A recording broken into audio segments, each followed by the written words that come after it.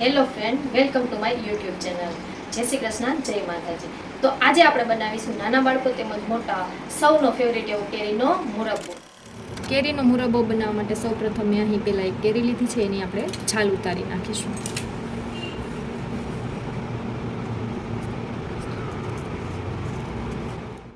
છાલ ઉતાર્યા બાદ આપણે કેરીના છે એ નાના નાના ટુકડા કરી લઈશું.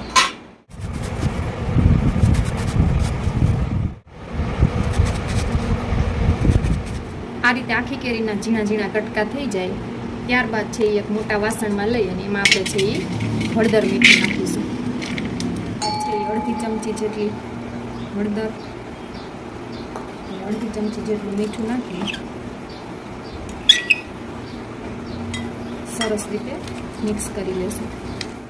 આ રીતે આપણા બધા કટકામાં હળદર મીઠું છે એ મિક્સ થઈ જાય ત્યારબાદ આને છે એ આપણે 2 કલાક માટે આમનામ રહેવા દેવાનું છે, જેથી કેરીમાંથી છે એ પાણી છૂટું પડે.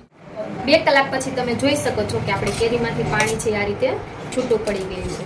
હવે આ કટકામાંથી આપણે છે એ પાણી કાઢવાનું નથી અને એમ જ રહેવા દેવાનું છે, જેથી એમાં આપણે જે સાકર નાખીએ તે ઓગળી જાય. અહીં મેં 500 ગ્રામ જેટલી ધાગેવાળી મિશ્રી લીધી છે. એની જગ્યાએ તમે ખાંડ પણ લઈ શકો, પણ અમે ખાંડનો ઉપયોગ નથી કરતા એટલે મેં ધાગેવાળી મિશ્રીથી બનાવ્યું. ધાગેવાળી મિશ્રી છે એ અહીં ખાંડીને તૈયાર છે. એને આપણે થોડી થોડી છે એ કેરીના કટકામાં ઉમેરતા જશું અને મિક્સ કરતા જશું.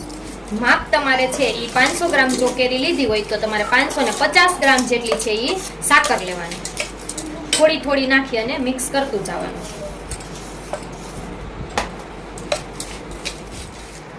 આપણી ધાગેવાળી મિશ્રી કે જેને આપણે દોરાવાળી સાકર કહીએ છીએ તે છે એમાં સરસ રીતે મિક્સ થઈ ગઈ છે. હવે એમાં આપણે 2 તજના ટુકડા નાખી દઈશું અને એને અડધી કલાક માટે આમનામ રહેવા દેશું, જેથી છે આપણી સાકર છે એ કેરીમાં ઓગળી જાય. અડધી કલાક પછી છે આપણી સાકર છે એ સરસ રીતે ઓગળી ગઈ છે. હવે આને આપણે છે એ કપડાથી બાંધી લેશું.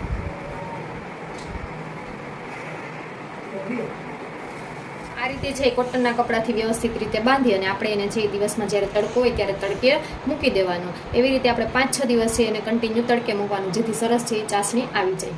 આપણો મુરબ્બો છે એને 5 દિવસ થઈ ગયા છે. 5 દિવસ પછી આપણે જોઈએ તો તમે જોઈ શકો છો કે આપણો મુરબ્બો છે એ બનીને તૈયાર થઈ ગયો છે. આપણી ચાસણી છે એ પણ એકદમ પરફેક્ટ આવી ગઈ છે.